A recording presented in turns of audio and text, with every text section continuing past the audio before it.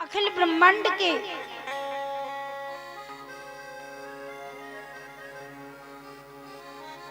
अखिल ब्रह्मांड के राजा परमपिता परमात्मा श्री नारायण भगवान क्षीर सागर में जब शयन करते हैं, जब भगवान अपनी योग निद्रा में लीन हो जाते हैं, शांताकारं भुजगशयनं पद्मनाभं सुरेशं विश्वाधारं गगन सदृशं मेघवर्णं शुभांगं लक्ष्मीकान्तं कमलनयनं योगभिर्ध्यानगम्यं वन्दे विष्णुभावभयहरं सर्वलोकैकनाथं। देखो, भगवान का कोई रूप नहीं होता। भगवान को जो भी रूप देते हैं वो भक्त देते हैं। भगवान का कोई नाम नहीं होता। किसी ने भगवान से पूछा तुम्हारा कोई नाम है? और भगवान रहते कहाँ हैं पता है आपको? नारद जी ने भगवान से पूछा आपका कोई एड्रेस है जहां आपसे मिल सके, आपके पास तक पहुंचा जा सके? तो नारद जी ने कहा कि आप तो क्षीर सागर में रहते हैं, यही पता है ना आपका? भगवान ने कहा पहले तो रहता था पर इन दिनों मकान चेंज कर दिया है। अच्छा, तो फिर आप कहाँ है इस समय आपका रहना हो रहा है? तो नारद जी ने कहा यदि इस समय आप क्षीर सागर में नहीं रहते हैं तो कहाँ रहते हैं? योगियों के हृदय में रहते होंगे। जो लोग समाधि लगाए बैठे हैं, बाबा लोग, साधु संत, आप उनके हृदय में रहते होंगे।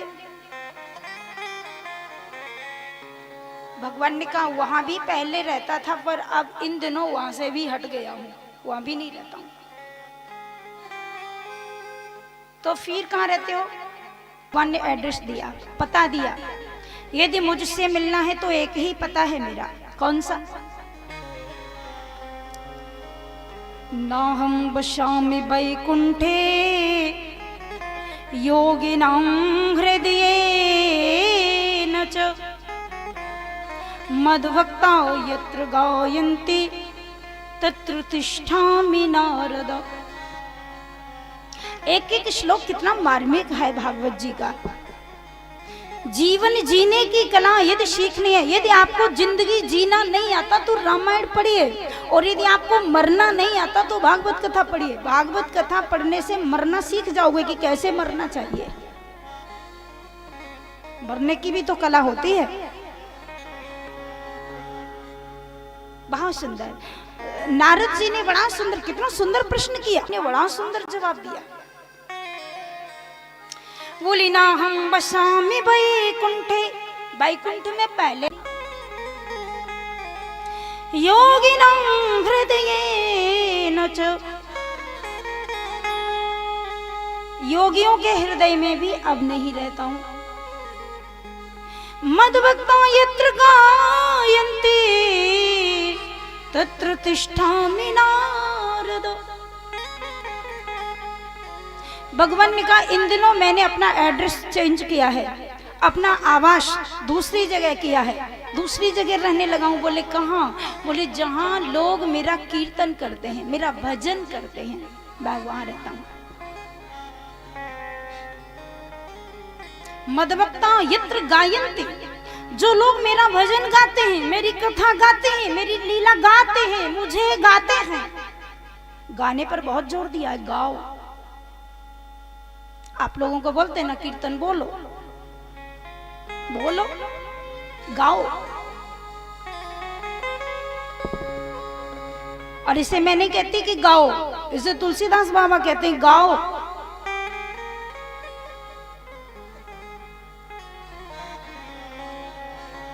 तुलसीदास कि राम ही सुमेरिय गाय राम ही राम जी को गाओ, राम जी की कथा गाओ, राम जी का चरित्र गाओ, राम का स्वभाव गाओ, राम का प्रभाव गाओ। राम ही सुमेरिय गाय राम ही, संतत सुनिय राम गुण ग्राम।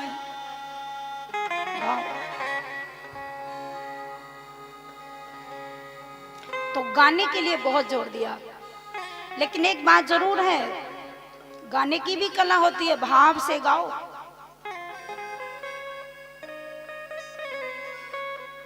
प्रेम से गाओ।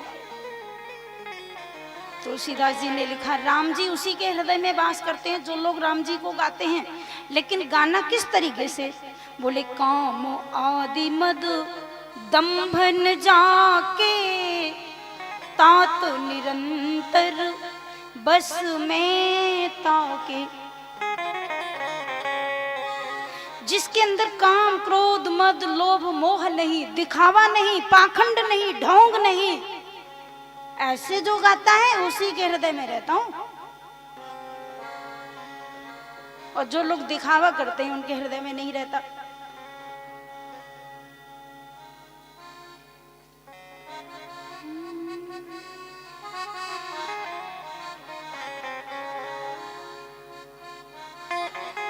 तो बोलिए, हम राम जी के राम जी हमारे हैं, हम राम जी के राम जी हमारे हैं, हम राम जी के राम जी हमारे हैं।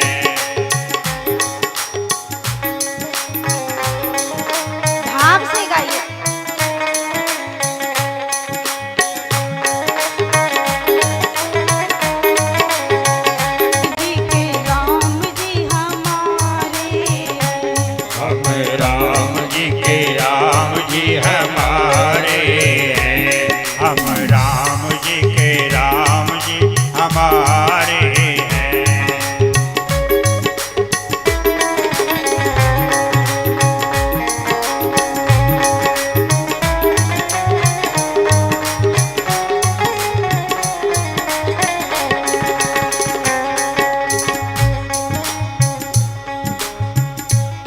हम राम जी के हैं, राम जी हमारे हैं। कितना सुंदर संबंध है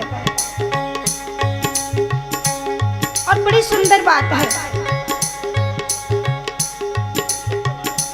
हम राम जी के राम जी हमारे हैं, हम राम जी के राम जी हमारे हैं, हम राम जी के राम जी हमारे हैं।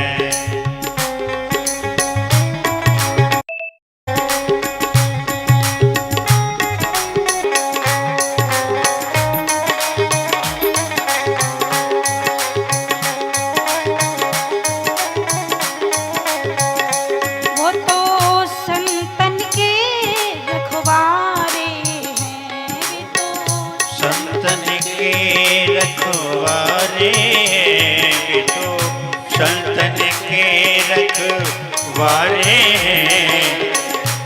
हम राम जी के राम जी हमारे हैं, हम राम जी के राम जी हमारे हैं, हम राम जी के राम जी हमारे हैं।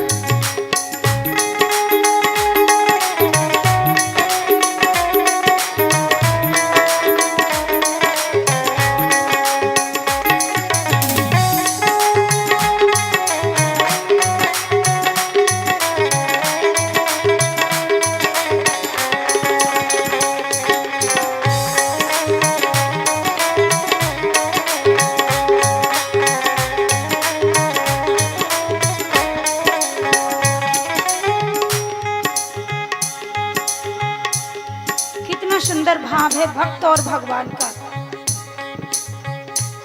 भगवान हमारे हैं और हम भगवान के हैं। आप लोगों ने कभी ये संबंध भगवान से बनाया कि हम भगवान के हैं और भगवान हमारे हैं?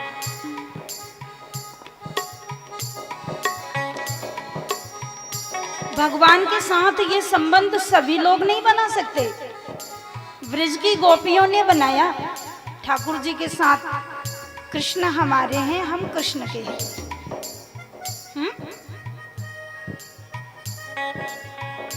और गोपियों का कितना सुंदर भाव है।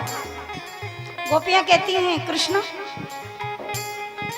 तू ब्रज में रहता है, और जब हम तुझे देखते हैं तो हमारे मन में एक बात आती है। ठाकुर जी ने कहा, क्या बात आती है? गोपियों ने कहा, बता दो, बताओ। गोपियों ने कहा, मेरा मन ऐसा करता है कि तू मुझे देख, मैं तुझे देखूं। भगवान ने कहा, ये भी कोई बात है? गोपियां कहती हैं, मैं तुझे देखूं, तू मुझे देख, और देखते देखते हो जाएं एक। तू परमात्मा, हम जीवात्मा। कितना सुंदर भाव है। गोपियां कहती हैं, बंसी वाले मोहना पलक झांपी तो ले, तुझे आंखों, और जब आंखों से बंद कर लूंगी तुझे देखकर, तो मेरी तो आंखें बंद हो ही जाएंगी, मैं तो किसी को देख नहीं पाऊंगी। बंसी वाले मोहना पलक झांपी तो ही ले, और ना मैं देखूं और को, और ना तो ही देखन देऊं। ना मैं किसी और को देखूं, लेकिन तुझे भी किसी और को नहीं देखने दें। ऐसा मन, ऐसा भाव, ये गोपियों का भाव है। तो ये बड़ा सुंदर भाव। बहुत सारी बातें हैं जहाँ भगवान के प्रति भाव समर्पित होता है। इतना सुंदर ब्रज की गोपियों का भाव है, इसलिए ब्रज की गोपियों को संत कहा है। ध्यान देना, संत में साधु में बड़ा अंतर है। साधु बनना तो आसान है, संत बनना खेल नहीं है। पीला कपड़ा तो बहुत सस्ता मिलता है बाजार में, कोई भी पहन लो, हैं? कोई भी पहन सकता है, पर संत बनना बहुत कठिन है। संत का वेश नहीं होता, कोई भी वेश हो, संत तो अंदर से संत होता है। तो ये बड़े भाव सुंदर दिए हैं। तो हम राम जी के राम जी हमारे हैं, हम राम जी के राम जी हमारे हैं, हम राम जी के राम जी हमारे हैं।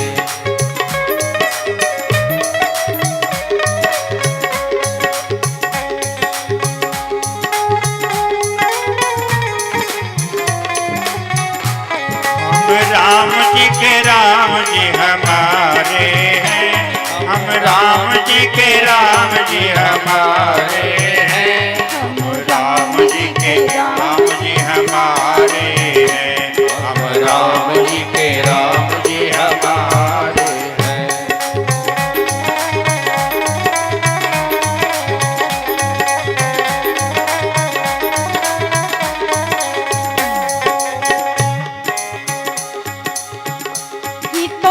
भक्तन के रखवारे हैं, ये तो भक्तन के रखवारे हैं, ये तो भक्तन के रखवारे हैं, ये तो जन जन के रखवारे हैं, ये तो संतन के रखवारे हैं, ये तो संतन के रखवारे हैं। शिव जी के प्राणन प्यारे, शिव जी के प्राणन प्यारे, हम राम जी के राम जी हमारे, हम राम जी के राम जी हमारे हैं, हम राम जी के राम जी हमारे हैं।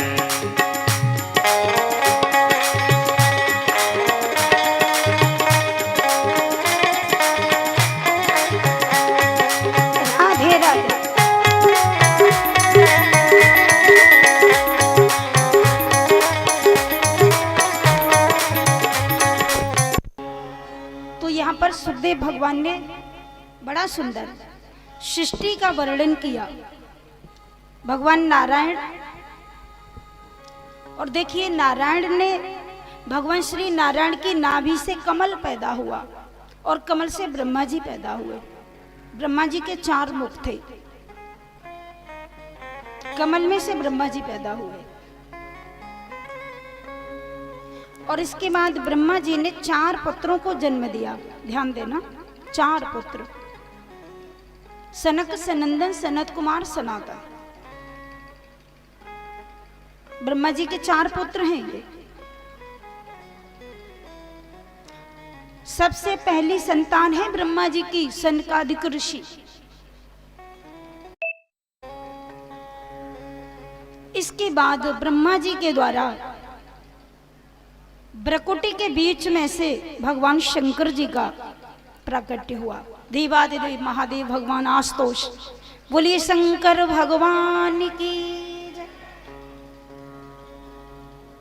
तो ये जो 4 है ना, सनक, सनंदन, सनत कुमार, सनातन, ब्रह्मा जी ने इनको कहा कि बेटा हम सृष्टि उत्पन्न करते हैं, अब हमने तुम्हें पैदा कर दिया तो थोड़ा हाथ बटाओ, अब तुम भी सृष्टि उत्पन्न करो। इन 4 ने कहा पिताजी हमें सृष्टि उत्पन्न नहीं करनी, हमें तो भजन करना है।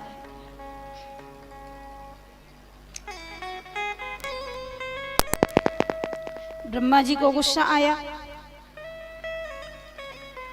हमारी आज्ञा का उल्लंघन करते हो, अरे सृष्टि उत्पन्न करो, आज तुम तपस्या करोगे, कल बड़े हो जाओगे तो तुम्हारी शादी होगी, विवाह होगा।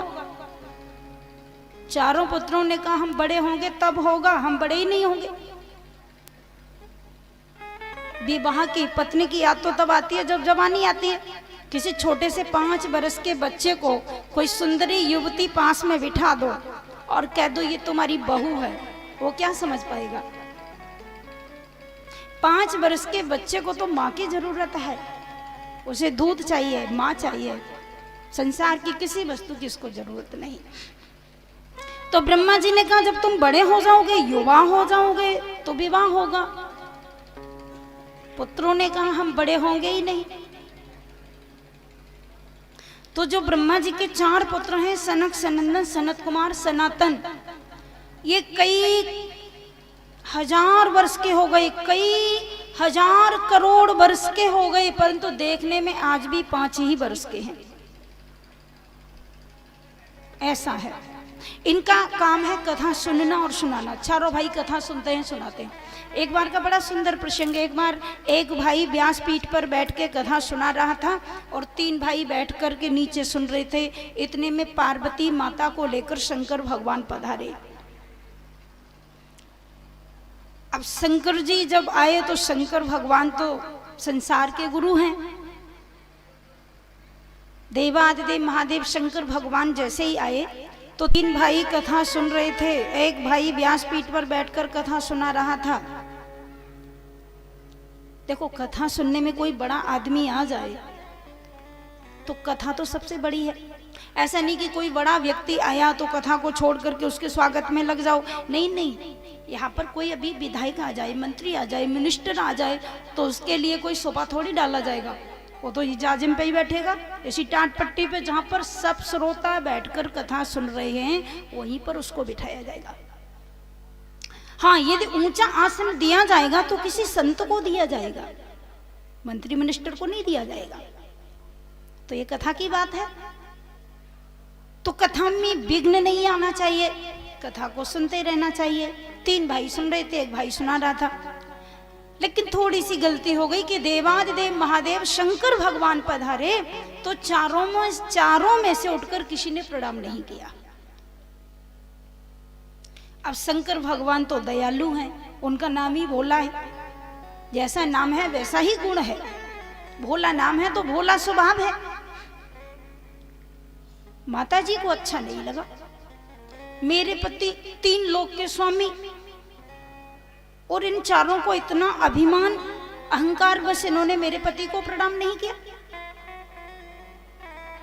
माता पार्वती को गुस्सा आया, श्राप दे दिया, तुमने मेरे पति को प्रणाम नहीं किया, ऊंट की तरह बैठे रहे, क्या श्राप दिया? मेरे पति देवादिदेव महादेव शंकर भगवान को सारी दुनिया प्रणाम करती है, सारे देवता प्रणाम करते हैं। अरे ये देव नहीं, ये तो महादेव हैं। और महादेव के आने के बाद तुमने प्रणाम नहीं किया, तुम ऊंट की तरह बैठे रहे। मैं श्राप देती हूँ, तुम चारों ऊंट बन जाओ।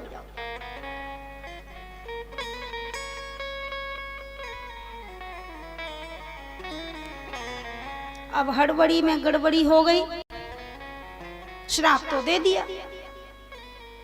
माता जी का श्राप मिथ्या नहीं हो सकता। चारों ने उठ करके प्रणाम किया, और जब प्रणाम किया, शंकर भगवान ने पार्वती से कहा, देवी तुमने अच्छा नहीं किया, बेचारे अच्छी भली कथा सुन रहे थे और तुमने श्राप दे दिया।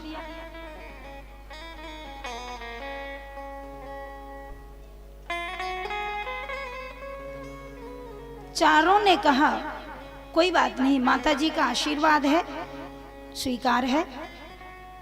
शंकर भगवान तो पार्वती को लेके चले गए और बेचारे चारों ऊंट बन गए। बनना ही था। अब जब ऊंट बन गए तो क्या करें? लेकिन कथा तो फिर भी चली, बंद नहीं हुई। एक भाई व्यास गद्दी पर ऊंट बन करके बैठ के कथा सुना रहा है, 3 भाई ऊंट बन के सुन रहे हैं, कथा बंद नहीं हुई। एक दिन शंकर भगवान ने पार्वती जी से कहा, चलो देखते हैं, उनको तुमने ऊंट बना दिया, अब वो क्या कर रहे हैं? पार्वती ने कहा, आप क्या है, किसी का भूसा ढो रहे होंगे, अब क्या कथा थोड़ी हो रही होगी। परंतु जैसे ही भगवान शिव पार्वती को लेके गए तो कथा हो रही थी। एक भाई ऊंट बना हुआ कथा सुना रहा, 3 सुन रहे थे कथा। शंकर जी ने कहा, ये तो बड़ी बात खराब हो गई।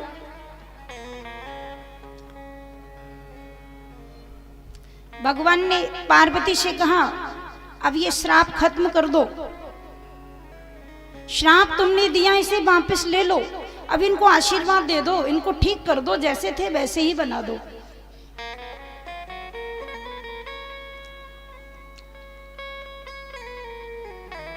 शंकर जी ने सनकादिक ऋषियों को कहा, जो ऊंट के वेश में बैठे थे, उनको कहा, भैया तुम्हें बड़ा कष्ट होता होगा इस शरीर में, ऊंट बन गए हो। तो चारों ने जवाब दिया, भगवान इसमें तो बड़ा आराम है। बोले, इस शरीर में क्या आराम है?